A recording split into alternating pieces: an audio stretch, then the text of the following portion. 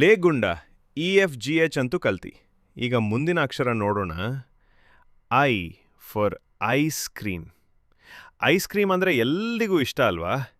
ಇಷ್ಟ ಐತ್ರಿ ಸರ್. ಆದರೆ ಮೊನ್ನೆ ನಾನು ಐಸ್ ಕ್ರೀಮ್ ತಿಂದಿದ್ದಕ್ಕೆ ನಮ್ಮವ್ವ ನಿನ್ಗೆ ಐಸ್ ಕ್ರೀಮ್ ಕೊಡಿಸೋ ಬದಲು ₹5 ಧರ್ಮ ಮಾಡ್ತಿದ್ದೆ ಅಂತ ಬೈದಳ್ರಿ. ಹೌದಾ? ಸರಿ ಬಿಡು. ಇನ್ನು ಜೆ ಫಾರ್ ಜೋಕರ್.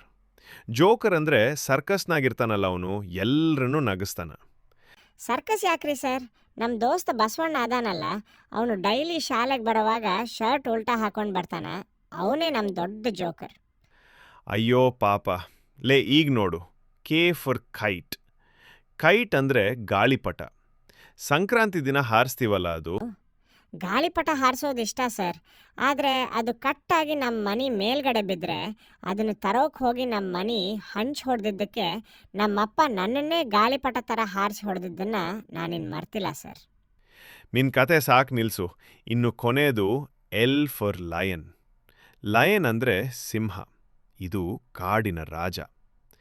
ಸಿಂಹ ಕಾಡಿನ ರಾಜ ಇರ್ಬೋದು ಸರ್, ಆದರೆ ನಮ್ಮ ಮನೆಯಾಗ ಮಾತ್ರ ನಮ್ಮವನೇ ರಾಜ.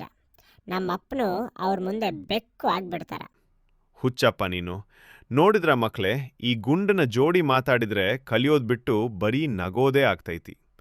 ಆದರೆ ನೀವು ಮಾತ್ರ IJKL ಮರಿಬೇಡಿ.